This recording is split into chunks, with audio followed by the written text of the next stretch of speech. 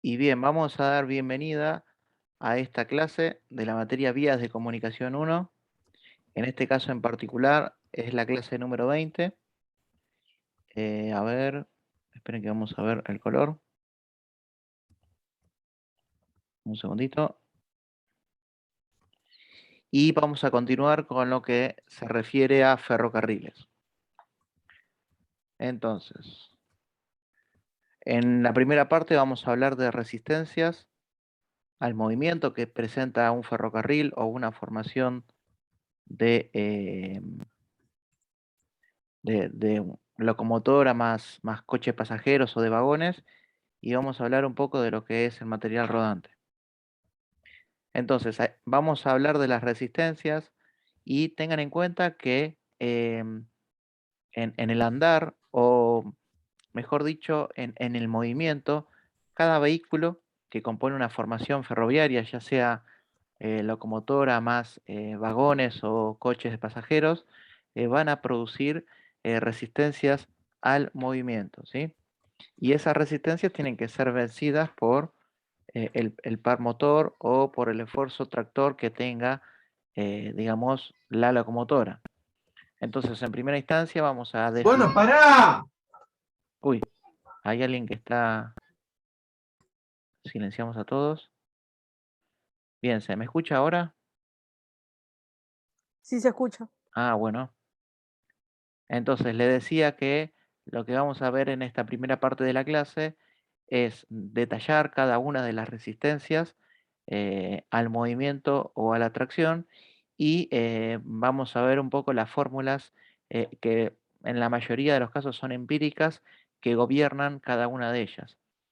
Entonces, hay que tener en cuenta que, bueno, básicamente, a velocidad uniforme de circulación, prácticamente todas las fuerzas se equilibran, ya sean las fuerzas que generan el movimiento o desplazamiento, ya sea con la fuerza atractiva, y todas las fuerzas que se oponen al desplazamiento, ¿sí? Que vendría a estar dado por las distintas resistencias. Vamos a ver que eh, las resistencias van a ser, eh, digamos, podemos tener una analogía a un fluido, ¿sí? En donde, eh, por ejemplo, un fluido cuando es conducido o escurre a través de una tubería, bueno, presenta resistencias que van a ser resistencias por el rozamiento que presenta el mismo contra las paredes del mismo, y podemos llegar a tener resistencias en tramos y perdón, pérdidas de carga en el tramo, y pérdidas de carga en localizadas o en los codos o en los curvos o en las transiciones. Bueno, algo análogo es cuando hablamos de las resistencias, ¿sí? En el caso de un ferrocarril. Y básicamente, ¿por qué definimos estas resistencias? Porque de alguna forma necesitamos tener algún parámetro de comparación para poder determinar desde el punto de vista técnico, por ejemplo, en distintos trazados que unen dos puntos, que pueden ser dos estaciones terminales de trenes, el punto A y el punto B, eh, para poder definir, bueno, cuál es la longitud que va a generar la menor resistencia o la que va a requerir de menor esfuerzo tractivo, o la que va a ser, digamos, desde el punto de vista técnico, la más recomendable. Entonces, por lo general, las resistencias en el caso de los ferrocarriles aparecen en función del peso, ¿sí? Del peso propio de la formación ferroviaria y de la velocidad a la cual eh, conduce la misma. Y tengan en cuenta que eh, vamos a suponer alguna teoría simplificada, en donde se van a definir ciertos parámetros, como ser que, bueno, por más que existan distintas velocidades o tramos de aceleraciones o de frenado, eh, para los cálculos vamos a considerar velocidades medias de marcha. Entonces, básicamente, cuando hablamos de resistencia a la tracción, vamos a poder englobar dos grandes grupos.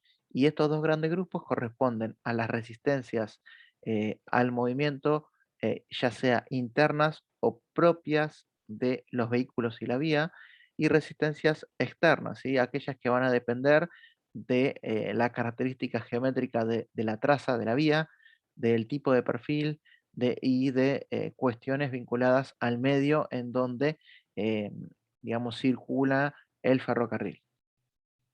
Y que todas estas resistencias, ya sea internas y externas, van a formar lo que vendría a ser la resistencia global al movimiento o a la tracción. Entonces, esta resistencia global al movimiento o a la tracción la podemos dividir o la podemos eh, clasificar en distintas componentes, como ser la resistencia al avance, que está ligada al movimiento del vehículo, las resistencias locales, que van a estar relacionadas con el perfil planialtimétrico de la vía y que van a ser resistencias locales debido a rampa, a pendientes, a curvas y a peraltes, y después las resistencias relacionadas con los movimientos de las grandes masas de los ferrocarriles, es decir, a las resistencias de inercia, ¿sí? Que son producidos por los cambios en la velocidad o las variaciones de velocidad de esa masa en movimiento, ya sea en los trayectos de acelerado o de frenado. Si en particular hacemos una subdivisión de la resistencia al avance, que vamos a ver que es una de las más importantes y vamos a llamarla más adelante resistencia en recta y horizontal, que puede llegar a tener una formación ferroviaria, podemos decir de que la misma va a depender de la rodadura y va a depender del aire, ¿sí?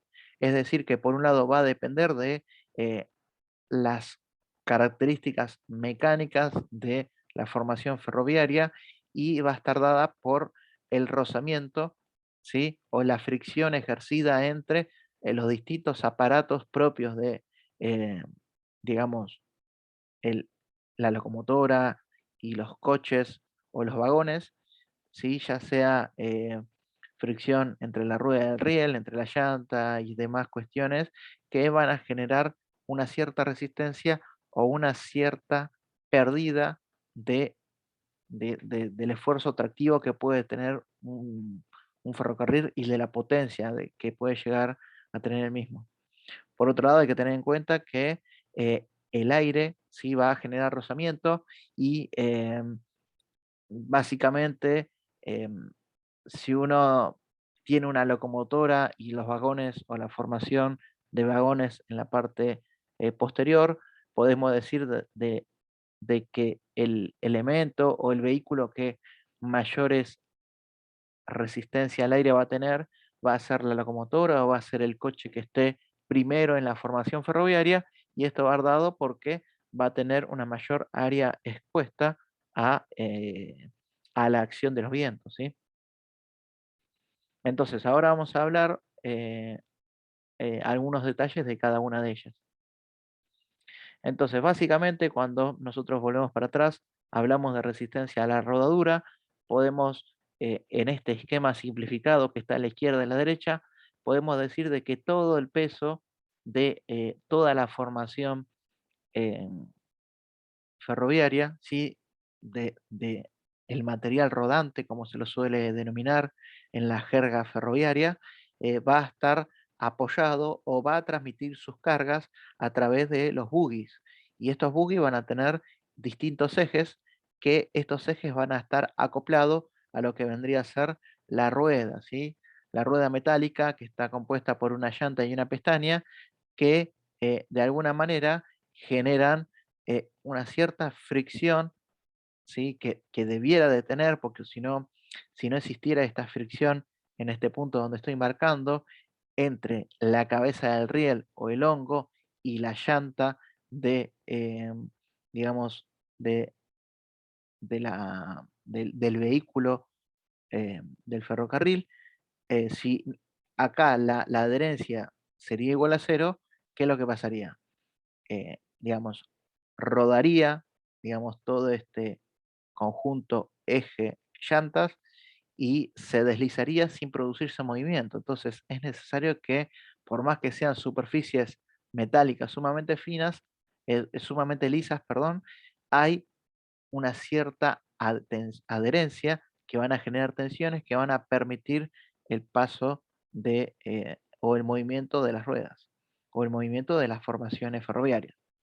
Entonces, esto un poco para que lo recuerden, donde teníamos la trocha, que estaba dada desde el borde inferior del borde, em, sí, el borde que está adentro, digamos, interior del hongo, del riel al hongo de riel, y que en nuestro país teníamos distintas trochas, como ser la trocha ancha, media y angosta, y que estaba dada por distintas medidas.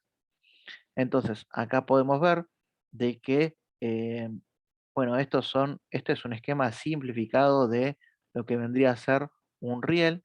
¿Sí? Tengan en cuenta que el riel, ambos rieles que van a formar la vía presentan una cierta equidistancia y que el mismo va a tener una cabeza que, que va a tener una cierta inclinación hacia adentro, ¿sí? Al igual que la llanta, de tal manera de que, digamos, esté de alguna forma fijado y, digamos, el movimiento del ferrocarril en el interior de los rieles, ¿sí? Hay que tener en cuenta que el ferrocarril está obligado a seguir esa trayectoria que es impuesta por la vía, es decir, por los dos rieles que están equidistantes. Y que es muy importante que esta trocha, digamos, por más que acá hablemos de un juego, ¿sí? O de una tolerancia que puede llegar a tener, es muy importante la equidistancia entre ambos rieles, porque ¿qué es lo que sucede? El ferrocarril, ¿sí? O la formación ferroviaria, a lo largo de su movimiento, que es un movimiento que es guiado por los rieles y que presenta un grado de libertad, que es en el sentido del movimiento de avance. eh, Tengan en cuenta que el ferrocarril va a tener una suerte de movimiento serpenteante, ¿sí? Y ese movimiento serpenteante va a estar dado en función de este juego, de esta tolerancia que tenga la vía y que está normado, digamos, la misma, y en el caso de que en la instancia operativa se detecte de que esa vía no respete las tolerancias a la trocha, bueno, ahí es donde se realizan las distintas tareas de conservación y mantenimiento de la vía para poder regularizar la infraestructura del ferrocarril, ¿sí? Porque hay que tener en cuenta que eh, en el peor de los casos, lo que se puede producir es el fenómeno de descarrilamiento. Es decir, que el tren o la formación ferroviaria o el material rodante se salga de la vía. ¿Alguna consulta hasta ahora? ¿Todo ok? Todo bien, profe. Bueno, cualquier cosa me paran, ¿sí? Entonces, tengan en cuenta que ya sea las locomotoras o cada coche o vagón que van a componer la formación ferroviaria van a tener una base rígida. Y esta base rígida o chasis va a tener lo que se denominan los bogies, que es el conjunto eje y dos llantas. Y tengan en cuenta que este grupo, ¿sí? De distintas bases rígidas unidas entre sí, van a tener que atravesar vías rectas, van a tener que atravesar curvas, van a tener que atravesar pendientes, rampas y demás cuestiones que van a hacer que la iteración, digamos, del material rodante con la infraestructura genere una cierta resistencia. Y acá podemos ver, esto es, digamos, cómo es en la realidad, obviamente, a los fines didácticos, esto está totalmente exagerado y simplificado, pero vean cómo es la forma que tiene, eh, en este caso, por lo que se vio en la clase anterior, cuando cuando Leo habló de los durmientes, en donde presentan una suerte de cajón, en donde que tiene una pequeña inclinación hacia adentro, como la que podemos ver, o ahí es donde se coloca la silleta o el elemento que fija, o el elemento de fijación de los rieles a los durmientes. Y bueno, presentan esas formas de tal manera de eh, evitar los descarrilamientos o evitar de que, por más que existan serpenteos en el sentido longitudinal, en el sentido de movimiento del ferrocarril, el mismo siempre tienda a encarrilarse por la propia forma que presenta el mismo. Entonces, volvemos acá acerca de cómo es el movimiento tipo serpenteante o también denominado movimiento de lazo, hace que la situación real sea la que está en esta imagen, que está en el extremo inferior izquierdo, y que en el caso eh, de que el ferrocarril tome una curva, empiecen a ver en, en cada coche, en todo lo material rodante, alguna suerte de contacto, sí, contacto que puede generar, bueno, además de la resistencia, eh, alguna suerte de desgaste o algún otro tema que exija el tramo, digamos, de la vía en curva, ¿sí?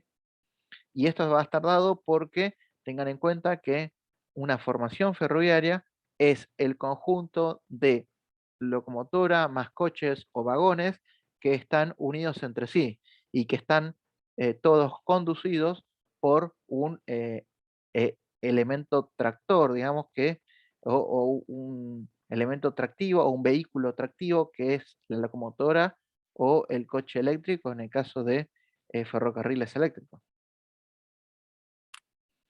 Entonces, vamos a arrancar con la primera de todas las resistencias, que vendría a ser la resistencia al avance en recta y horizontal.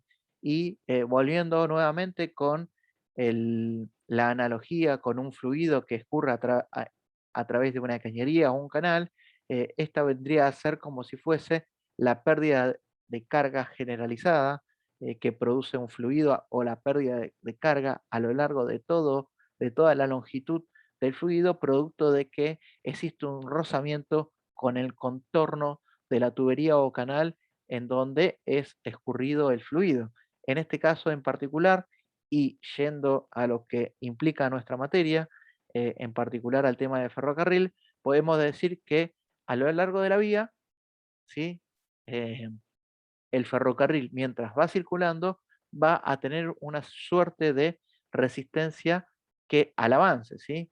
Una cierta resistencia al avance que, digamos, para poder encararlo de forma conceptual y de forma, ¿cómo decirlo? Simplificada, eh, decimos, imagínense la hipótesis eh, simplificadora eh, que dice que, bueno, vamos a suponer que en recta y horizontal vamos a tener una cierta resistencia. Después veremos más adelante qué es lo que pasa cuando tenemos un gradiente, es decir, tenemos o una pendiente o una rampa o una curva, pero por lo pronto existen expresiones que van a definir esta resistencia que se suele denominar R1 y que es la resistencia al avance en recta y horizontal. Entonces vean esta imagen que está acá, tenemos una fuerza motriz o una fuerza tractora, tenemos una resistencia y tenemos el sentido del movimiento, ¿sí? Si ustedes llegaran a ver el video del año pasado, van a ver algo que estoy recordando ahora, es que eh, el sentido de movimiento está mal, sino que el vector movimiento tiene que estar en el sentido de la fuerza motora y tiene que ser contrario a, al vector resistencia, ¿sí? Entonces tengan en cuenta que hay que cambiar algunas letras de tal manera que esté bien.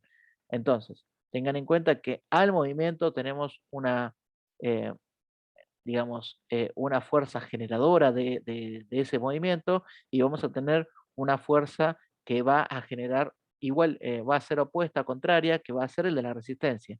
Y que eh, en, en el eje y en la rueda y en las llantas vamos a tener lo que sea un par motor que va a generar el movimiento. Entonces, volviendo a lo que es la resistencia en recto y horizontal, podemos decir de que básicamente em, hay fórmulas empíricas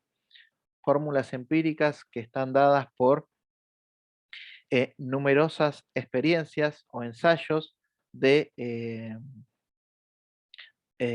hechas por los fabricantes de los distintos vehículos ferroviarios y que para la aplicación práctica son muy utilizadas. Debido a que, digamos, tener en cuenta en una forma más científica y con una base más científica, las fórmulas que gobiernan la resistencia de, en este caso, del ferrocarril o del material rodante con la infraestructura o con la vía, es bastante difícil. Entonces, estas son fórmulas que, bueno, presentan una calibración en función de muchos años de experiencia. Entonces, bueno, acá hay un resumen de que las fórmulas generales debidas a distintas causas como ser el estado de la vía, el peso y demás cuestiones, no hay una fórmula general, sino que hay distintas fórmulas que van a depender de cada fabricante y de cada tipología de material rodante y que, bueno, ahora vamos a ver alguna de ellas, como ser la fórmula de Davis, es la fórmula más utilizada para poder determinar la resistencia en avance en recto y horizontal. Acá tengan en cuenta que está denominada como R1 en los apuntes, así que tengan en cuenta esto para ustedes y vean que la fórmula de Davis tenemos para coche de pasajeros, para vagones, voy a adelantar un poco, para locomotoras, ¿sí? Tenemos distintas fórmulas que son de carácter empírico y que vean que dependen de distintos factores, ¿sí? Y en particular dependen del el peso de la locomotora o el peso del material rodante, de la velocidad de circulación o la velocidad en que, en que viaja la formación ferroviaria y, por ejemplo, acá el número de ejes o muchas veces también después vamos a ver que depende de la cantidad, obviamente, de la cantidad de vagones o de coches que tenga la formación ferroviaria. Entonces, lo que podemos decir que todas, toda esta fórmula, la fórmula de Davis, más allá de depender en forma directa de estos factores que acabo de mencionarle, podemos decir de que eh, también depende de otras cuestiones como ser a ver, ¿cómo era? La fricción entre el cojinete y el eje, de las relaciones de lo que vendría a ser el diámetro de la rueda y el diámetro del eje, de distintos coeficientes de de rodadura o de coeficiente de fricción que tenga la rueda y de otras cuestiones vinculadas también a la... Acá tenemos algo que me olvidé decirle, el S corresponde a la superficie frontal en donde es expuesto el viento, entonces de eso también va a depender la fórmula en recta y horizontal y bueno, en el apunte van a encontrar algunas que otras cosas más que seguramente me estaré olvidando.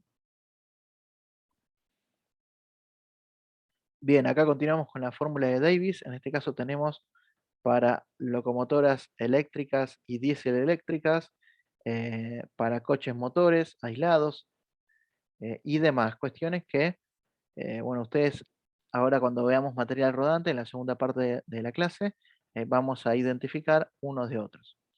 ¿Se entiende la fórmula de Davis en recta horizontal? ¿Sí? ¿Alguna duda? Sí, profe. Bueno, cualquier cosa, igual, de todas maneras, la semana que viene, en la parte práctica, se van a recurrir a estas fórmulas para, bueno, para desarrollar el trabajo práctico y para desarrollar algún que otro ejercicio que es ejercicio típico de parcial, de examen parcial o de examen final del segundo cuatrimestre. Así que les recomiendo que la semana que viene no falten o inclusive que vean los videos en el canal de YouTube que tenemos de la materia, en donde pueden ver inclusive el ejemplo que dimos el año pasado. O pueden ver esta misma clase que vimos el año pasado y que seguramente por más que las hayamos dado los mismos docentes, seguramente algún que otro condimento distinto al de día de hoy tenga. Así que bien, continuando con la resistencia al avance en recta y horizontal, podemos decir de que, bueno, acá es un poco lo mismo, ¿sí? De que la fórmula de Davis eh, es una de las más utilizadas en Sudamérica y vean que Eh, en definitiva, ¿qué tenemos acá? Tenemos que la resistencia total, ¿sí? R1, acá sí está bien como R1, va a ser igual a que a la resistencia de la locomotora más la resistencia de los vagones, ¿sí? Y que la resistencia de los vagones es la resistencia en recta y horizontal de, en este caso, la locomotora, no sé si acá dije vagones, pero es locomotora y locomotora por este P que corresponde al peso de la locomotora, ¿sí? Tengan en cuenta que una locomotora es un peso, eh, es un vehículo ferroviario bastante pesado, que el peso del mismo puede estar entre las 70 o 80 toneladas hasta las 120 toneladas. Entonces, tiene mucho peso. Y por otro lado, la resistencia de los vagones va a ser igual a qué? A la resistencia en recto y horizontal de los vagones por el peso total de todos los vagones, ¿sí? O por el peso de cada vagón multiplicado por el número de vagones que comprenden la formación ferroviaria. Después de definir la resistencia en recta y horizontal, pasamos a las distintas resistencias que son locales.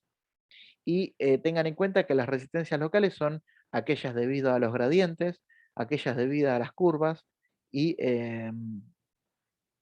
sí, gradientes y curvas. Y cuando hablamos de gradiente, vamos a ver que va a depender, digamos, de que si estamos en subida o en bajada. Tengan en cuenta lo siguiente, en una bajada, el ferrocarril, al igual que un vehículo, ¿qué es lo que sucede? Hay que apretar el acelerador para poder conducir a una velocidad constante en una bajada, No, y no, porque acompaña, digamos, el sentido, digamos, el gradiente con el sentido del movimiento de circulación del vehículo. Por lo tanto, es más, inclusive en algunos caminos, seguramente a más de ustedes les habrá pasado que en algunas bajadas muy pronunciadas o de pendientes muy pronunciadas, eh, inclusive no solamente dejaron de acelerar, sino que empezaron a frenar el automóvil para evitar, digamos, aumentar tanto la velocidad o acelerarse, tener una tasa de aceleración muy grande. Lo mismo o algún hecho similar ocurre con los ferrocarriles, pero hay que tener en cuenta que es muy importante tener en cuenta este ángulo de inclinación o pendiente.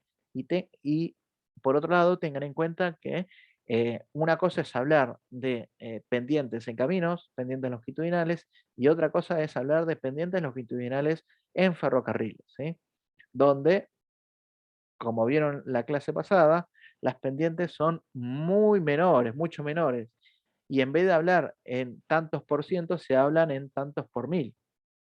No sé si de eso recuerdan de la semana pasada, cuando se habló de pendientes, sí, en la sí. parte de trazado, en la parte de estudio del trazado. Y es más, si ustedes tienen la oportunidad de cruzar por el puente Zárate Brazo Largo, que digamos, une lo que vendría a ser la provincia de Buenos Aires con Entre Ríos, y que se puede apreciar que es un puente mixto, un puente atirantado mixto, y que tiene por un lado el puente que vendría a ser carretero y por otro lado el puente ferroviario, ¿sí? Y se puede apreciar de que las pendientes de las rampas de acceso al puente o a los vanos centrales, eh, cómo es la variación entre el tramo ferroviario y el tramo carretero, y que allá arriba, en la zona, digamos, plana del puente, en la zona central, ambos están a la misma altura, ¿sí? Eh, pero bien, continuamos con las resistencias locales debido a los gradientes. Entonces, eh, siempre que hablamos de gradiente, bueno, vamos a hablar con- conceptualmente en ferrocarriles. Cuando se asciende se lo toma como rampa, y cuando se desciende se lo toma como pendiente. Entonces acá vean que lo que se hace es, esta es una formación, se hace un equilibrio de fuerzas, y básicamente esto lo tienen que ver que acá tenemos la componente del peso, que va a tener una componente en el sentido, digamos, de la inclinación, y acá tenemos, bueno, distintos coeficientes de fricción lateral, la resistencia, lo que fuere. Si operamos todas estas fuerzas, sí, vamos a llegar a la conclusión de que la resistencia debido a los gradientes es igual a ¿qué? Igual a el gradiente, ¿sí? Entonces, esto va a estar dado por simplificación del análisis que vimos acá, ¿sí?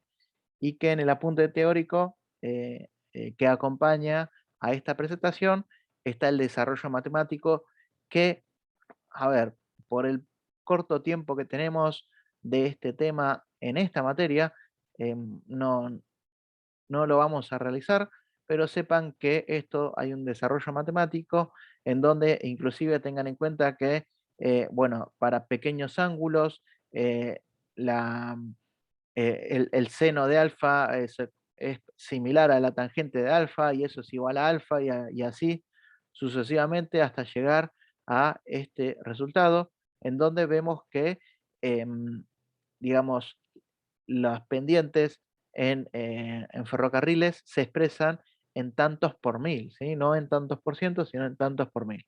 Y en este caso, el P está en toneladas. Bien, pasamos a las curvas.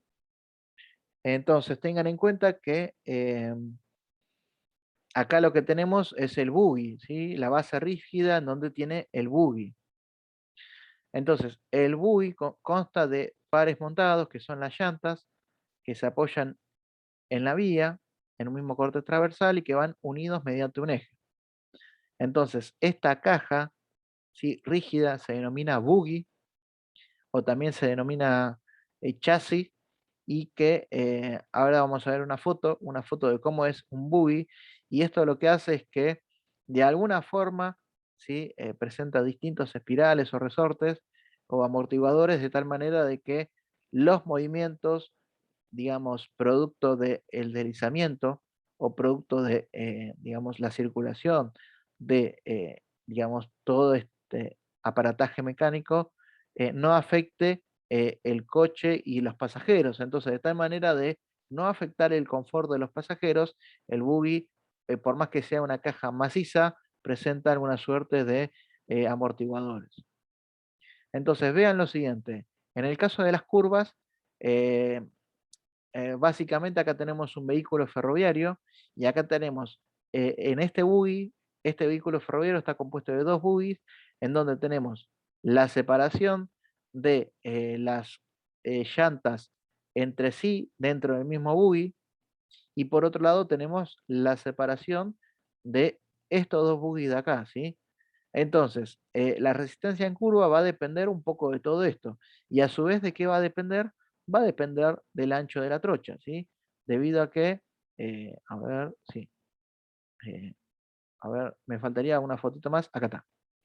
Debido a que el tren o la formación ferroviaria, cuando toma la curva, adopta, digamos, esta, esta forma, ¿sí?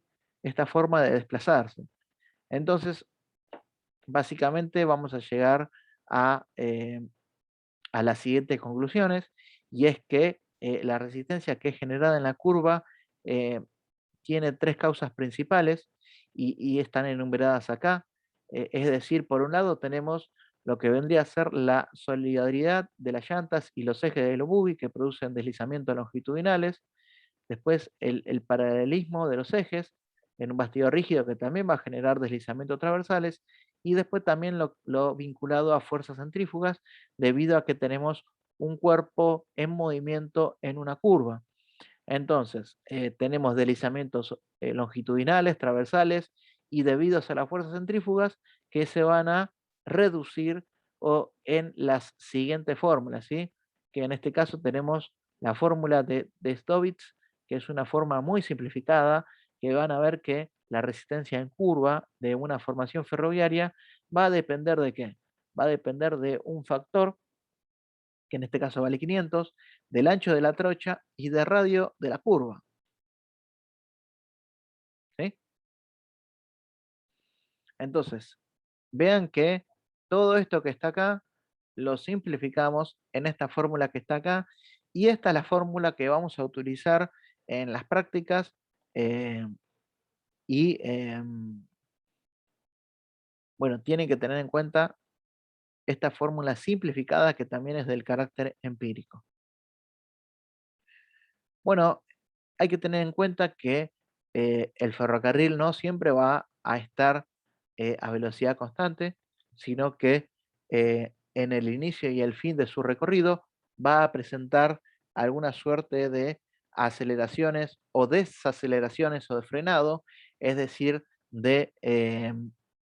digamos, de esa masa en movimiento intentando frenarse, va a tener una fuerza del tipo inercial y acá se puede apreciar de qué van a depender. Bueno, acá vemos que en este caso la fuerza depende de la masa y la aceleración que se produce en la misma, y esto va a depender de algunos parámetros como ser, esto es el peso debido a la gravedad y esta es la aceleración que vendría a ser la derivada de la velocidad de respecto del tiempo, y en función cómo sea la variación de la velocidad, ya sea positiva o negativa, vamos a tener distintas fuerzas, ¿sí? Acá vemos algunas tablas que son muy elementales en donde, según el tipo de material rodante, define una resistencia de aceleración o de inercia y básicamente la resistencia total va a ser igual a esta resistencia unitaria multiplicada por el peso total de la formación. Pero a los efectos prácticos de determinar la longitud virtual no vamos a considerarlo, ¿sí?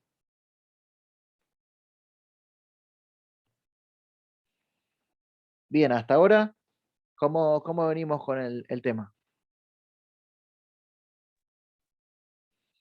Definimos lo que vendría a ser la resistencia en recto y horizontal, la resistencia debido al gradiente, la resistencia en curva y la resistencia debido a las fuerzas de inercia. Y ahora vamos a pasar a lo que vendría a ser la longitud virtual. ¿Alguna consulta hasta ahora? No, profe, por ahora. Por ahora, claro. Bueno, entonces, tengan en cuenta que en este caso tenemos dos puntos terminales, el punto A y el punto B, y podemos llegar a tener entre estos dos puntos, el A y el B, una infinidad de trazas o de caminos, o mejor dicho, de trazados ferroviarios, que van a depender de distintos factores, ¿sí? Y que, bueno, básicamente, como bien dice acá, el estudio previo a la construcción de una línea férrea, ¿sí? Va a conducir, al igual que en los caminos, al planteo de diversas alternativas, ¿sí? Diversas alternativas que van a depender de distintos factores, ¿sí? O que van a variar de acuerdo a su extensión, a sus gradientes, a su radio de curvatura, a la parte vinculada a la obra en sí misma, es decir, sus movimientos del suelo, sus obras de arte, sus gastos de explotación y demás. Entonces, todo esto hace de que exista, o mejor dicho, de que se necesite de algún estudio comparativo que sea racional, que sea técnico y que, en definitiva, nos dé alguna comparación entre los distintos trazados, de tal manera de adoptar la mejor alternativa o la alternativa más conveniente. ¿Cómo lo logramos a esto? Bueno, mediante el concepto de longitud virtual. Entonces, aquel trazado que tenga una menor longitud virtual será el trazado más conveniente desde el punto de vista técnico. Entonces, ustedes me pueden decir, bueno, pero ¿qué es la longitud virtual? La longitud virtual es la extensión ficticia e ideal de una línea recta y horizontal que es equivalente, ¿sí?, a la longitud real del trazado con sus curvas y sus gradientes. ¿Sí? Entonces, eh, básicamente, eh, el trazado más conveniente será aquel que tenga la menor longitud virtual. Eh, pero hay que también tener en cuenta que existen distintos criterios para la determinación de esta equivalencia, como determinar, por ejemplo, el trabajo mecánico o determinar cuáles son los costos de explotación o los tiempos de recorrido o los gastos de tracción, eh, pero vamos a determinar la longitud virtual en función de las resistencias y por eso eh, eh, hablamos tanto anteriormente de las resistencias. Entonces, en este caso, podemos tratar la longitud virtual desde el punto de vista del esfuerzo tractor necesario para vencer la resistencia al avance y desde el punto de vista de los gastos totales que se producen en su trazado en comparación con uno recto y horizontal. Eh, Tengan en cuenta que si ustedes tienen la oportunidad de leer el libro o de, digamos, em, ver el libro de Estudio de Carreteras de Carciente, que es uno de los libros que recomendamos cuando vemos la parte de camino, van a ver que en uno de sus capítulos de estudios de trazados habla sobre también el concepto de la longitud virtual en caminos. Pero acá nosotros en nuestro país lo aplicamos más a lo que es el trazado ferroviario o el trazado de distintas vías férreas. Entonces,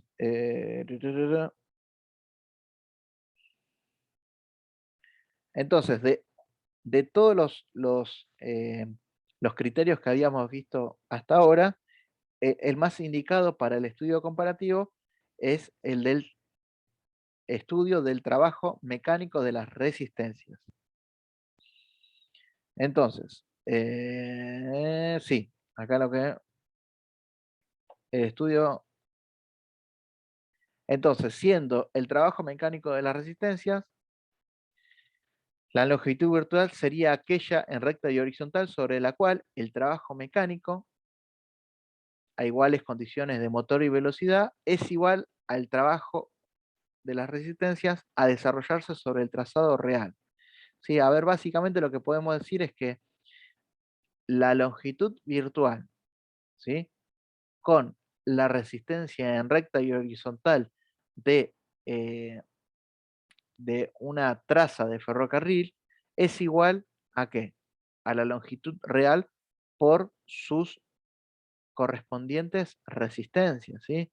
Entonces acá lo que vamos a hacer es una comparación de trabajos, ¿sí? Que se simplifica en esta fórmula que está acá, ¿sí? O en esa igualdad que está acá, en donde tenemos R0 como resistencia en recta y horizontal, RC resistencia en curva, RI resistencia por pendiente, y LB longitud virtual y LR longitud real. Entonces, vean lo siguiente. En realidad, el trabajo, ¿sí?, corresponde a qué? El trabajo corresponde a, digamos, el producto de, en este caso, el peso o una fuerza a lo largo de un recorrido, ¿sí?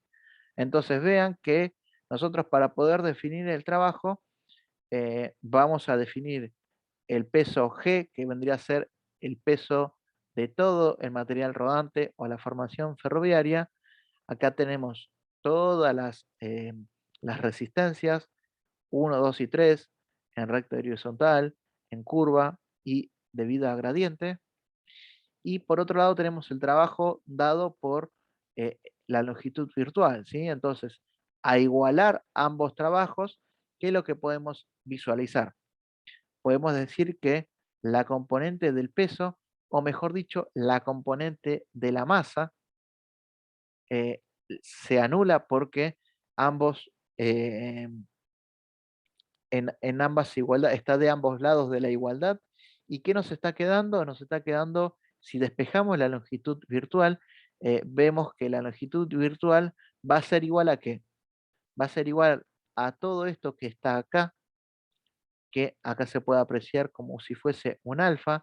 Este alfa se va a denominar coeficiente virtual y este coeficiente virtual lo vamos a multiplicar por la longitud real del trazado. Entonces, de esa manera podemos ver que la longitud virtual va a ser básicamente eh, igual a una constante multiplicado por la longitud real. ¿Y qué es lo que tenemos que hacer? Bueno, determinar esa longitud virtual de los distintos tramos para poder determinar el circuito o trazado más conveniente.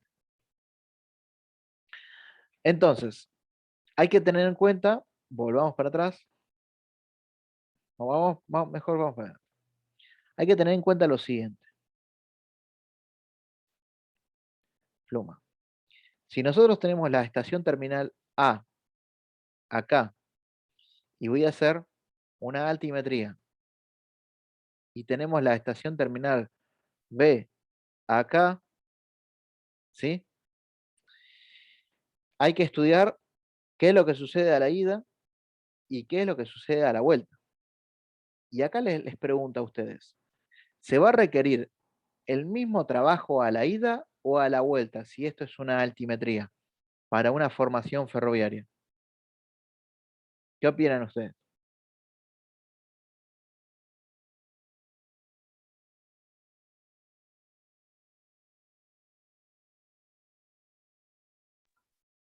Que va a ser distinto el de la ida que el de la vuelta.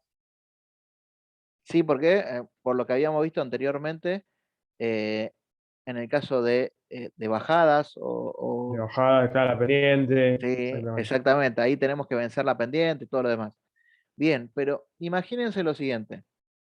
em, si la formación ferroviaria es de transporte de pasajeros, ¿sí? Y, por ejemplo, tiene que hacer el tramo, no sé, Constitución La Plata, ¿sí? Eh, o vamos a hacer un tramo más chiquitito, ¿sí? Tiene que hacer, no sé, Constitución Temperley, ¿sí? Y lo hace de ida y de vuelta. Es lo mismo decir que tener un, eh, un tren de cargas y que haga el tramo, por ejemplo, Olavarría a Buenos Aires. ¿Sí? ¿Qué es lo que puede llegar a suceder con el peso? ¿El peso es lo mismo a la ida o a la vuelta? En el caso de transporte de pasajeros, se puede decir, bueno, podemos decir que el peso es prácticamente lo mismo, pero en el caso de transporte de cargas, ¿es lo mismo a la ida o a la vuelta? Y no, porque puedes ir lleno y volver vacío, o Exactamente, cargar piedras a la ida y cargar arena a la vuelta. exactamente, puede pasar eso, como los trenes de carga que van desde Olavarría hasta Buenos Aires para transportar la piedra partida, o inclusive como sucede en los puertos de Santa Fe, donde el tren va lleno desde las zonas de producción del interior de la provincia hacia la zona portuaria y vuelve vacío. Entonces, en ese caso hay que tener en cuenta de que, eh, digamos, van a variar las resistencias porque, por lo que acabamos de ver, casi todas las resistencias van a depender del peso de la formación ferroviaria. Entonces, en el primero de los casos, eh, hay que analizar para la ida y para la vuelta, ¿sí? Porque producto de que la longitud virtual, tanto para ida como para la vuelta, va a ser distinta, entonces hay que sacar el promedio entre ambas, pero a su vez, cuando sucede esta diferencia de carga, hay que aplicar estos coeficientes alfa y beta, ¿sí? Alfa y beta que de tal manera de tener una longitud virtual que tenga en cuenta estos aspectos a la ida y a la vuelta, ¿sí? De todas maneras, para los alcances de este curso, solamente se va a ver el caso 1, me parece. No, tendría que chequearlo, pero el caso 2 pasará para, no sé, otro curso más avanzado de ferrocarriles. Entonces, tengan en cuenta de que en este caso, a ver, perdón. Bueno, tengan en cuenta, ahí lo recuerdo, de que el trabajo desarrollado en una curva, ¿sí? Aplicando la fórmula de resistencia en curva, es esta que está acá, ¿sí? Y vean que tenemos por un lado que tenemos estos parámetros, esto que está acá, ¿a qué corresponde? Corresponde al desarrollo de la curva, ¿sí? O sea que el trabajo en curva es igual a la resistencia unitaria en curva por el desarrollo de la curva.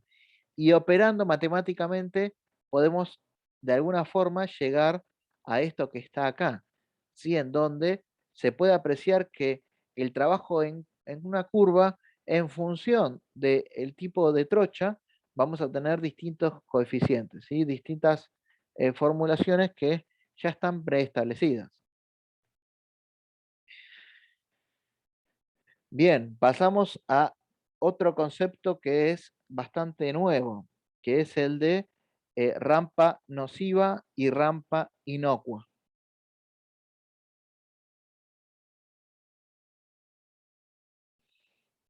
Cha, cha, cha, cha, cha. Up. Eh, bien, tengan en cuenta lo siguiente. La pendiente será el factor que determine los esfuerzos realizados tanto a la ida como al retorno de un determinado trazado, ¿sí? Casi digo la palabra camino, así que, porque es algo bastante similar.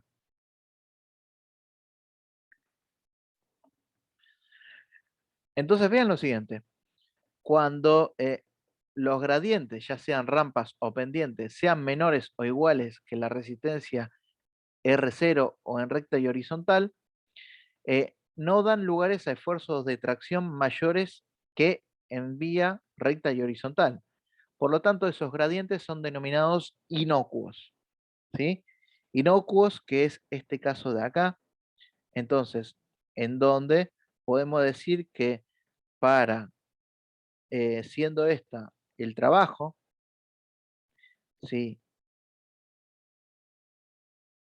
En ida o en retorno, es menor en este caso, cuando la pendiente, mejor dicho, la pendiente es menor a digamos, a la resistencia recta y horizontal, podemos decir que es inocuo. Pero vean que si los gradientes son mayores que, en este caso, son mayores que R0, es decir, que la resistencia en recta y horizontal, hay que tener un mayor esfuerzo de tracción. Eh, y para este caso, vamos a tener gradientes que van a ser nocivos, es decir, que vamos a requerir mayor trabajo para vencer el mismo, ¿sí? Y esto va a depender de la pendiente y va a depender de su relación con la resistencia en recta y horizontal. Y esto, ahora cuando se vea la parte práctica, lo van a detallar mejor y van a decir, bueno, en dónde tomar, digamos, gradientes que sean inocuos y en dónde tomar gradientes que sean nocivos y cuáles se consideran para el cálculo de la longitud virtual y cuáles no.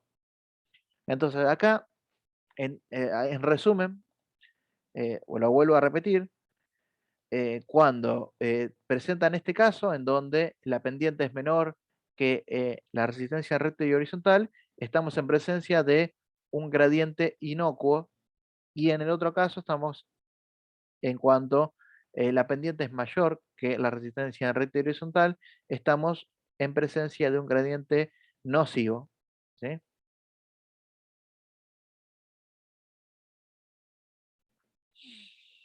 Entonces, acá podemos apreciar de que en rampas inocuas, acá tenemos lo que vendría a ser el esfuerzo tractivo entre una y otra.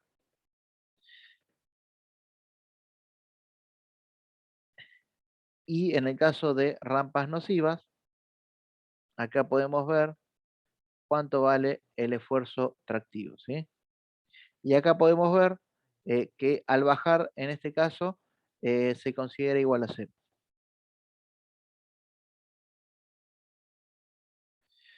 Entonces, esto que está acá, ¿sí? Tomémoslo, digamos, acá está el concepto de rampa inocua y nociva para curvas.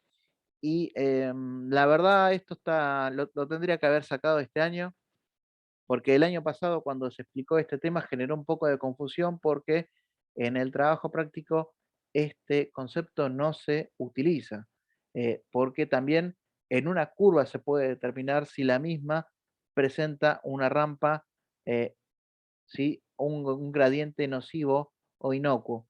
Así que esto lo voy a borrar y no lo tengan en cuenta. Y vayamos al cálculo de la longitud virtual. Entonces, siempre que tengamos varios trazados equivalentes, hay que tener en cuenta algunos datos, algunas condiciones de borde para poder determinar la longitud virtual, y estos son aquellos que dependen de la parte de ingeniería mecánica, es decir, la resistencia unitaria o específica del material rodante, que esto va a estar dado por el fabricante o en donde nosotros, bueno, decíamos que de por sí se utiliza la fórmula de Davis en algunos casos, pero muchas veces hay que tener en cuenta bien eh, cómo es el material rodante y si la legislación ferroviaria determina que para cada tipología utilizar eh, una fórmula de resistencia o no. Después, por otro lado, el tema de velocidades, ¿sí? De manera simplificada vamos a determinar algunas velocidades de circulación ya dadas y no vamos a tener en cuenta cuestiones vinculadas a, eh, digamos, la aceleración y desaceleración, porque vamos a considerar de que, digamos, durante el trayecto el vehículo viaja en una velocidad de régimen.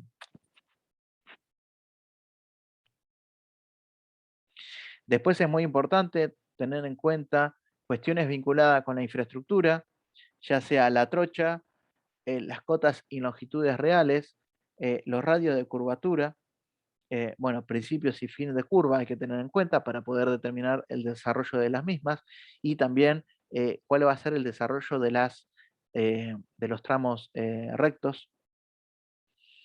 Y bien, acá planteamos otro concepto que es el de altura virtual, que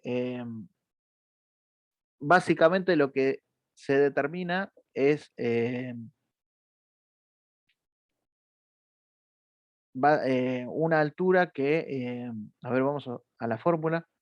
Acá es más fácil de determinar la altura virtual, que es esta que está acá, que corresponde a la longitud real de nuestro tramo dividido la pendiente, y eso nos va a servir para las distintas fórmulas que vamos a ver a continuación. Y bueno, acá están las simplificaciones, ¿sí? De lo que se refiere a la longitud virtual. Entonces, en cuanto al trabajo mecánico realizado por las resistencias, en rampas se considerará siempre el trabajo mecánico, ya sea el gradiente nocivo o inocuo. En cambio, en pendiente o en descenso, solo se considerará el gradiente inocuo, ¿sí? No, es decir, que en descenso no consideramos los gradientes nocivos. eh, y después nosotros no vamos a tener en cuenta las resistencias debido a la inercia y tampoco vamos a tener en cuenta los gradientes en curvas. Entonces, acá también pueden ver una simplificación, es que en pendientes nocivas, eh, vemos que se considerarán nulas las fuerzas resistentes, ya sea para rectas, curvas y gradientes. Bien, acá les dejo las distintas formulaciones, ¿sí? En donde eh, se puede apreciar de que tenemos, bueno, acá tenemos, vamos para adelante, es básicamente cómo determinar la longitud virtual, que es lo que venimos diciendo hasta hace un rato, que corresponde a la longitud real multiplicado por este coeficiente virtual, que va a depender de las resistencias R1, R2 y R3, es dividido R1, ¿sí? O R0, 1 y 2 dividido R0, ¿sí? Que en este caso corresponde a, en este caso tenemos la longitud real, el delta L, que vendría a ser eh, la altura virtual, y acá tenemos el gradiente.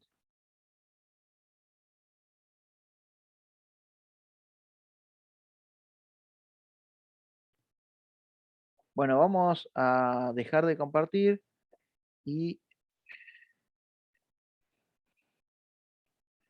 bien, vamos a continuar ahora respecto al material rodante y algo de aparato de vías, y la semana que viene vamos a terminar con el resto de la presentación teórica y vamos a ver la parte práctica de eh, longitud virtual y algunas otras cuestiones más.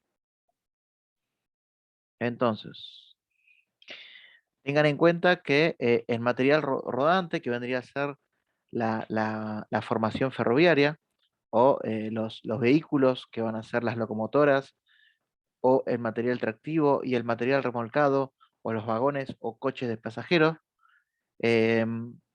vamos a ver que, bueno, en principio, si seguimos este, este diagrama que tenemos acá a la vista, podemos decir de que todo material rodante, todo vehículo que circula sobre la vía debe de ser robusto, ¿sí? Es decir, que debe ser resistente, eh, eh, ya sea a la intemperie, al maltrato, a resistencia resistente a las cargas a las cuales está sometido. Tengan en cuenta que son cargas del tipo dinámica, deben tener un mínimo costo de mantenimiento en lo posible y debe ser adecuado, ¿sí? Adecuado eh, para la función que tiene el mismo. Y como bien tenemos dos grandes grupos, por un lado tenemos el material tractivo y por otro lado tenemos el material remolcado. Siendo el material tractivo las locomotoras, en el caso de trenes que no sean, que sean tipo diésel o que no sean eléctricos, y después tenemos los coches motores o automotrices, ¿sí? En el caso de trabajar con una red ferroviaria eléctrica. En el caso de material remolcado, tenemos los vagones que van a ser para el transporte de carga y los coches para el transporte de pasajeros. Entonces vamos a ver un poco, acá podemos visualizar, en este caso vemos un tren tipo diésel eléctrico, en donde tenemos la locomotora y tenemos los coches de pasajero. Esta es una foto de la estación de Villa Domínico, ubicada en la parte de atrás de la facultad, y que en el tramo de Buenos Aires-La Plata, ¿sí? En la ruta Buenos Aires-La Plata, se elevaron los andenes de las estaciones y se pasó de tener este ferrocarril a este otro ferrocarril, que es un coche eléctrico, digamos que eh, es conducido mediante energía eléctrica, que en este caso es mediante la catenaria, y en esta foto podemos ver un tren de transporte de cargas, en este caso cargas contenedorizadas, eh, y podemos ver otras cuestiones como, por ejemplo, acá tenemos un tren de alta velocidad, y este caso es una foto de un tren de la India. Entonces, el material tractivo, eh, en este caso son los vehículos que van a tener su propia movilidad y van a ser los encargados de arrastrar todo el conjunto, ¿sí? Y podemos distinguir que tenemos distintas tipologías de locomotoras, como ser las que son a vapor, las diésel eléctricas y las eléctricas. En esta imagen podemos visualizar eh, una locomotora tipo diésel eléctrica de la General Motors, en una vista lateral y una vista frontal, y podemos apreciar de que en este caso presenta tres bogies, ¿sí? Acoplados, ¿sí? En su parte delantera y en su parte trasera, y dentro de cada bogie va a haber un motor, y cada motor va a tener un generador diésel, y lo que va a hacer es, bueno, con el combustible, que en este caso es el, digamos, el gasoil, el diésel, digamos, abastece los generadores que van a generar de energía eléctrica para poder abastecer o para poder hacer funcionar estos motores. Entonces, tengan en cuenta que también acá no está, pero tenemos los coches motores o los automotrices que, digamos, por lo general tenemos aquellos coches eh, que sirven para el transporte de pasajeros, y son los que tenemos en las distintas líneas urbanas de ferrocarriles, ya sean la línea Roca, Mitre, Urquiza y la línea San Martín. Tengan en cuenta que, como bien dijimos, las locomotoras pueden ser eléctricas, diésel, de vapor y de turbina de gas también, como otra clasificación que ya está en desuso, porque esto tiene que ver con las primeras locomotoras, los primeros ferrocarriles que surgieron allá por la Revolución Industrial, y que eran de este tipo, ¿sí? Y tengan en cuenta que según el rodaje, ¿sí? Según el número y disposición de los ejes, podemos tener esta tipología que son B y B, es decir, doble eje acoplado. En el caso de BO, BO y CO, CO, en este caso tenemos doble eje desacoplado y triple eje desacoplado, eh, en donde, bueno, son, eh, ¿qué quiere decir esto? Que esto está todo acoplado mediante un buggy, y que, digamos, el funcionamiento puede ser por un único motor, y en este caso, al ser desacoplados, cada uno va a tener un motor independiente. Acá podemos apreciar lo que les dije anteriormente respecto de los coches motores automotrices, y ahí tenemos unas fotos media antiguas, son fotos antiguas de lo que es la ex línea TVA, y acá tenemos la ex línea de Metropolitano del Roca, y que hoy en día están, eh, estas fotos están actualizadas por, eh, digamos, los nuevos coches eléctricos que tenemos en el conurbano bonaerense. Y tengan en cuenta que en este caso la vinculación con la energía eléctrica es mediante catenaria, y en este caso es mediante un tercer riel, que después vamos a ver algún que otro detalle.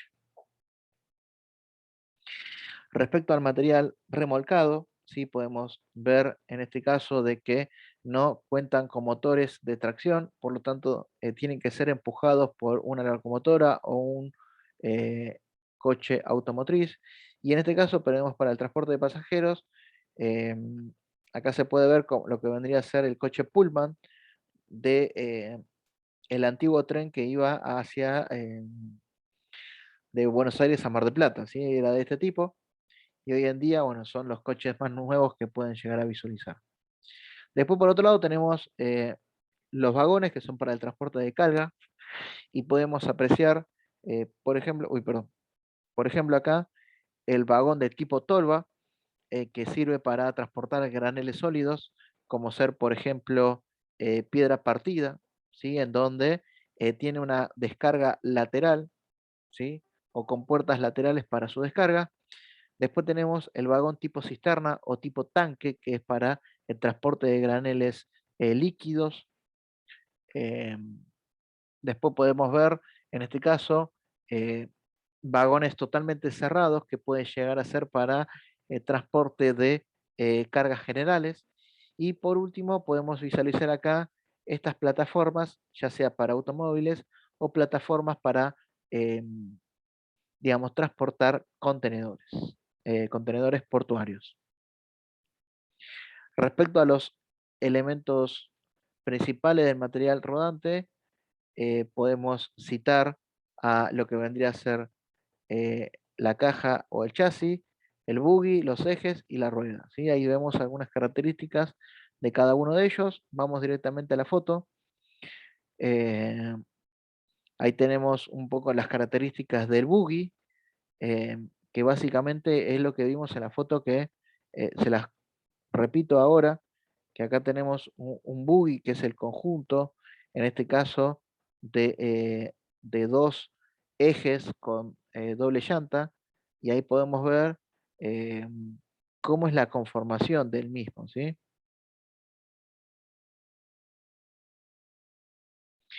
Respecto a los ejes y ruedas, podemos ver cómo es la forma de cada una de ellas, y de alguna forma el buggy se vincula con estos ejes de tal manera de eh, apoyar sobre el mismo, eh, digamos, ya sea el coche o el vagón.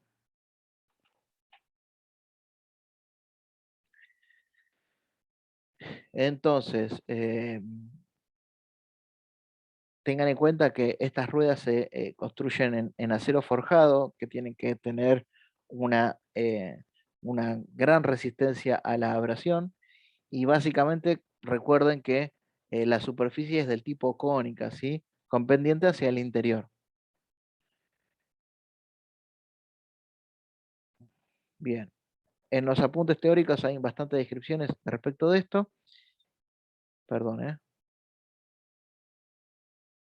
Bueno, y después, esto está en desuso, pero tengan en cuenta que las primeras locomotoras fueron las de vapor, los cuales constaban de una caldera en la cual se quemaba el combustible sólido, ya sea carbón o en este caso un fuel oil, un tipo diésel, que provocaba el calentamiento de una serie de tubos eh, que accionaban, digamos, el par motor para poder accionar las ruedas. Entonces, bueno, hoy en día están en desuso. Acá vemos dos fotos de ejemplos de locomotoras a vapor, que en este caso corresponden a películas de la fantasía, pero bueno, que vienen como el ejemplo, ya sea el tren de Volver al Futuro o el tren de Harry Potter, son ejemplos de locomotoras a vapor que hoy en día están en desuso y que en este caso son de la fantasía del cine.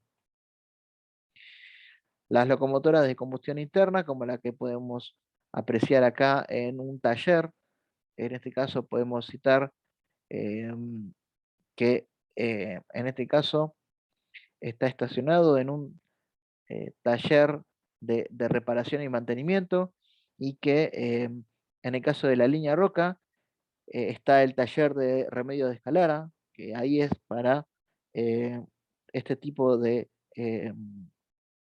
locomotoras. Después hay un taller importante en la estación Tolosa, por ahí cercana.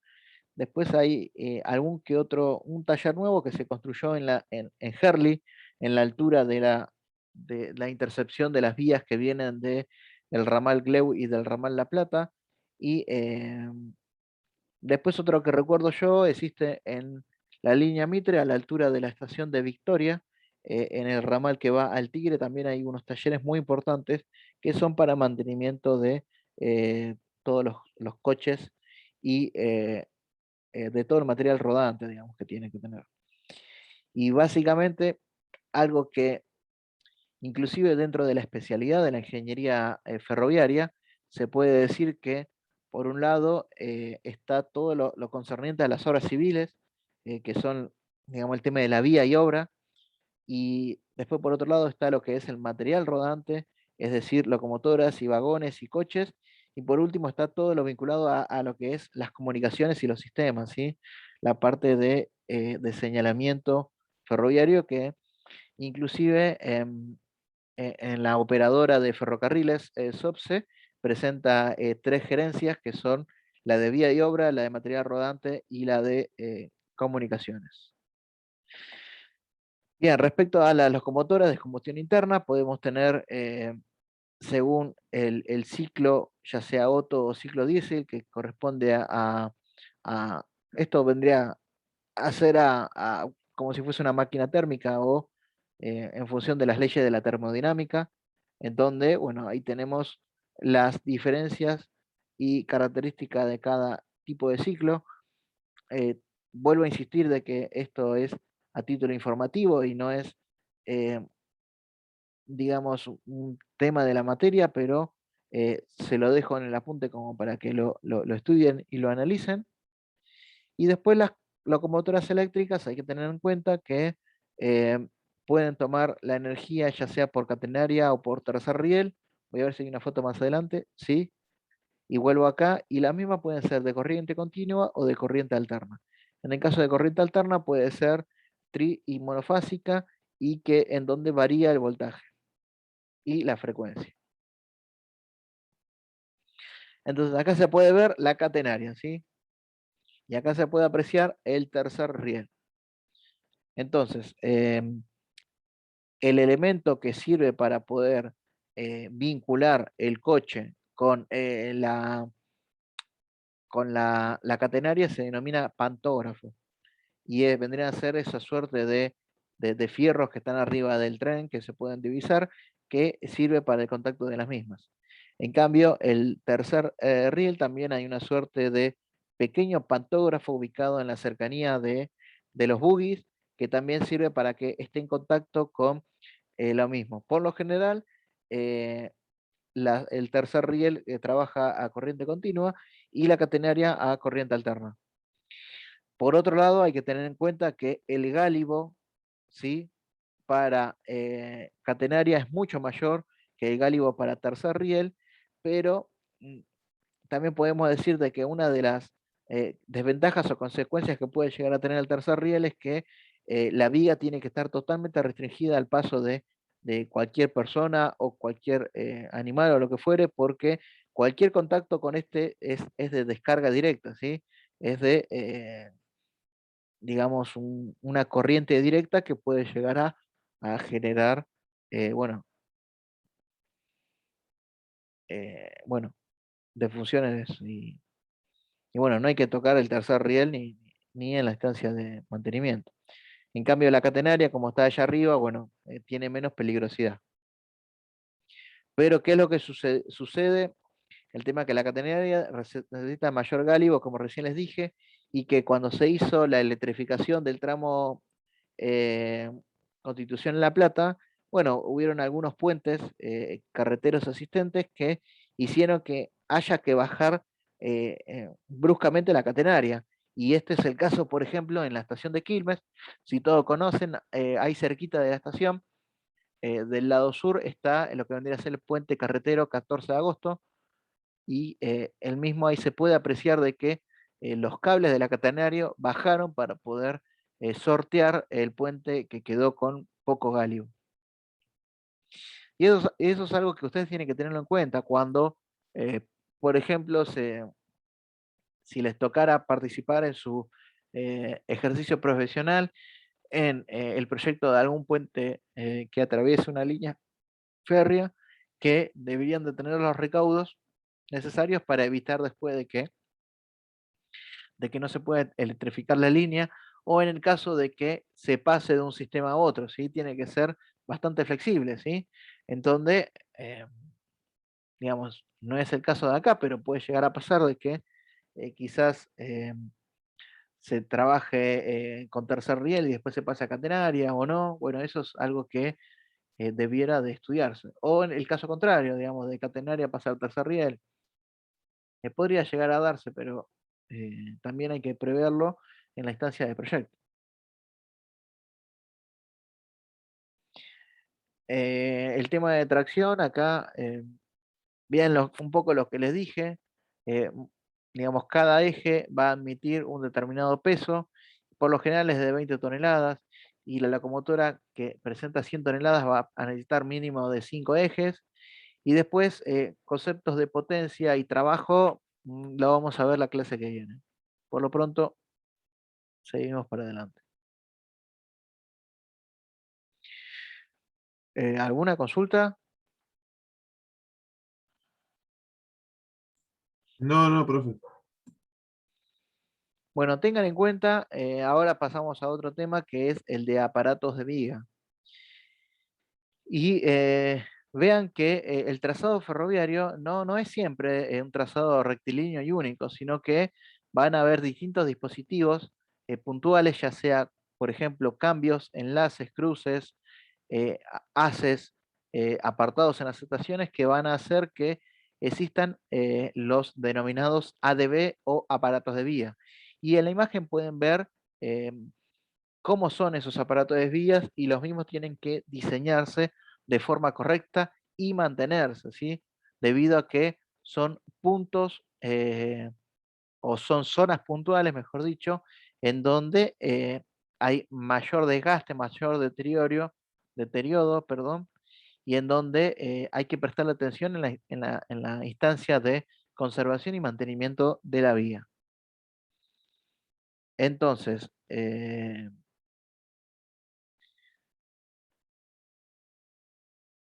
vamos a ver algunos de cada uno de estos. Básicamente, vamos a decir que hay dos situaciones básicas que se pueden apreciar en los aparatos de vías, y uno son los desvíos y otros son los cruces o entrevías. ¿Qué es un desvío? Es un aparato de vía que permite la separación de una vía principal en dos, ¿sí? En una vía secundaria o un tramo principal, eh, formando, bueno, un ángulo muy pequeño entre ambas, ¿sí? El entrevía o el vendría a ser como una suerte de entrecruzamiento o cruce de vías. Es básicamente los ejes de las vías se cortan en distintos puntos. Entonces, esto tiene que tener aparatos para poder, eh, digamos, en tal caso, tener una parte fija y una parte móvil para poder generar el desvío o generar el cruce. Y eso es lo que vamos a ver un poco ahora. Y también la próxima clase se van a ver algunas cuestiones vinculadas a la parte de cálculo de los mismos. Acá podemos ver eh, algunos ejemplos. Este caso son imágenes extraídas de revistas vinculadas a la divulgación científica de, eh, aspectos ferroviarios, y ahí se puede ver los distintos aparatos, ya sea cruces, desvíos, enlaces y cambios y demás. Ahí podemos ver otra imagen de también una revista de divulgación de ingeniería ferroviaria. Y ahí se puede ver también lo mismo, ahí vemos lo que vendría a ser, en este caso se está pasando una esmeriladora, ¿sí? Sobre este riel de tal manera de quitarle toda la rebarba que se puede llegar a producir. Tengan en cuenta que, digamos, la cabeza, digamos, del riel, en donde siempre vamos a tener la rueda, la llanta de este lado, y esto que va a producirse que se generan rebarbas que tienen que esmerilarse. Y muchas veces hay que dar la vuelta el riel para que el desgaste sea homogéneo de ambos lados. Entonces, básicamente un desvío se forma a partir de tres elementos. Estos elementos son el cambio, el cruzamiento y los rieles de unión. Hay que tener en cuenta que vamos a tener juntas. Estas juntas tienen que estar bien conservadas para no disminuir la vida útil del aparato de vía. Y acá podemos ver, como bien les dije, las tres partes principales, ya sean el cambio, los rieles de unión y el cruzamiento, en donde vamos a tener una vía directa y una vía desviada.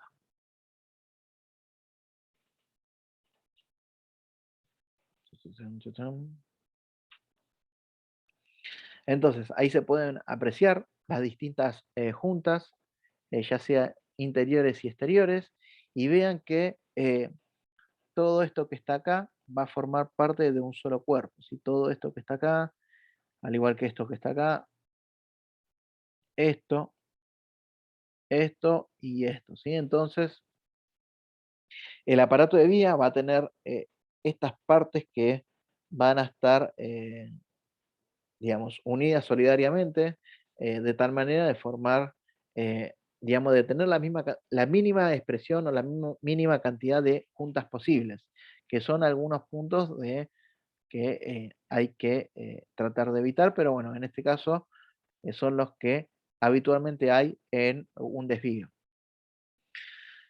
Entonces, ¿cómo se grafica un desvío? Bueno, ahí tenemos algunas de las formas, ¿sí? Ya sean por los rieles o por los rieles y los ejes de las vías, por las tangentes, eh, y como aparece en la planimetría de esta forma, donde tenemos el comienzo del desvío, fines del desvío y el punto medio.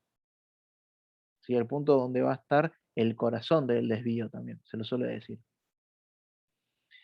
Entonces, vean que en este caso vamos a tener el riel, que va a tener un riel del tipo aguja y del tipo contraaguja, y vean cómo van a ser las formas del riel en donde se va a cambiar, ¿sí? Y esta va a ir variando sección a sección. A ver, más adelante, ahí se puede ver bien un ejemplo de cómo varía la sección de, digamos, la aguja, ¿sí? ¿Por qué motivo es así? Porque vean que este riel que está acá va a terminar en, en cero, ¿sí? Tangente al riel principal. Entonces, esta punta de la aguja tiene que de alguna forma accionarse y esto que está acá tiene que permitir o que la formación continúe por la vía recta o continúe por la vía desviada. Bueno, hay que tener en cuenta que tanto las agujas como las contrasagujas eh, tienen que ser construidas por algún acero especial y tienen que tener una forma de tal manera de que se mantenga rígida, ¿sí? Por ello, vean que en el caso de agujas, cómo varía el espesor del alma de tal manera de conservar su resistencia, ¿sí? Conservar su rigidez. El cambio, ¿sí? Aquí se puede apreciar también un detalle. Y básicamente vamos directamente a las, a las imágenes. Vamos a ver que, eh, a ver, esperen un cachito. Ahí están. Bueno, existen acá tenemos las agujas, vean acá se puede apreciar bien dónde están las agujas y dónde se efectúa el cambio de las mismas o no, ¿sí? Entonces, para ir a una vía o a la otra. Después, esta parte central se denomina el corazón y acá tenemos unos contrarrieles que son para evitar el descarrilamiento. Entonces, vean que la parte de cruzamiento va a constar de el corazón, los contrarrieles y los rieles, y básicamente el corazón es la intercepción de los rieles, ¿sí? De tal manera que forma una suerte de corazón, ¿sí? Si ustedes pueden llegar a ver ahí, forman una suerte de corazón y según el ángulo de cruzamiento podemos llegar a hacer eh, alguna suerte de cálculo distinto o no, ya sea que este ángulo de corazón puede llegar a ser eh, recto o curvo. Ahí vemos algunos ejemplos de corazones rectos y de corazones curvos y básicamente, digamos, estos son los desvíos sencillos y los desvíos dobles vendrían a corresponderse a ya una suerte de cruce, mejor dicho. Acá hay algunas fórmulas simplificadas de desvío a corazón recto, en donde todo esto lo voy a dejar para que se vea bien en la parte práctica, al igual que vamos a hacer lo siguiente, les voy a pasar la teoría, así la lean, y venimos, para así hablamos todo, digamos, de las fórmulas que gobiernan, digamos, la geometría de un desvío de corazón recto o de corazón curvo. Básicamente son medidas geométricas o medidas que van a estar tabuladas, no es que es algo que, digamos, que haya que calcular, pero sí fundamentalmente van a depender del ángulo de desvío, ¿sí? Entonces, ahí se puede apreciar cómo es la rueda en donde ingresa a la punta del corazón, en donde existe una suerte de contrarriel para poder evitar el descarrilamiento. Y bueno, son detalles técnicos que se extrajeron de los manuales me parece que es del manual o reglamento de operación y conservación de vía y obra, que se puede descargar de la página de la CNRT. Respecto a los cruzos, pueden ser sencillos o simples o rectos, o de uniones dobles o de uniones sencillas. Y acá vemos algunos que otros aparatos de vías, como ser, por ejemplo, puentes giratorios, que eso es algo que se utiliza, bueno, hoy en día ya está en desuso, pero antiguamente el sentido de circulación de una locomotora era en una sola dirección, entonces había que en una estación terminal girarla para poder ir al otro sentido. Y después tienen algunas cuestiones como ser enlaces, triángulos de vías, paragolpes y demás elementos. Esto es lo que vamos a dejar para la próxima clase, que es el cálculo geométrico de un desvío, ya sea corazón recto o curvo. Así que esto lo voy a dejar para más adelante. A ver, esperen que voy a cortar acá.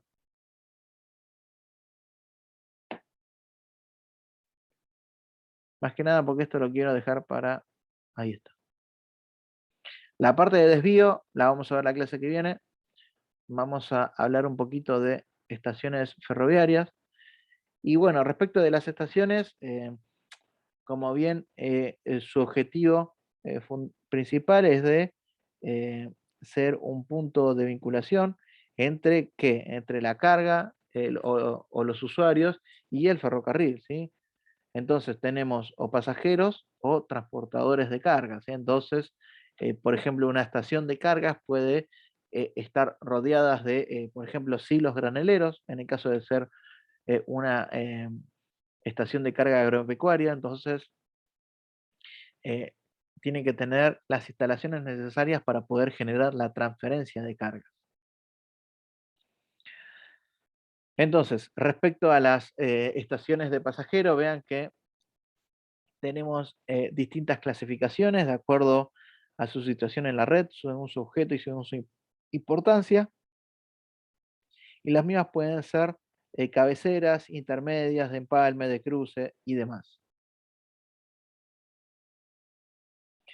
Me apareció conexión mala de internet, no sé si se escucha mal. Por ahora se escucha bien, profe, no hubo grandes interferencias.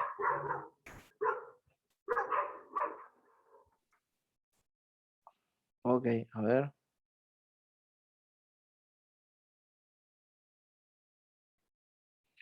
Bueno, acá básicamente pueden ver una estación terminal o una estación intermedia.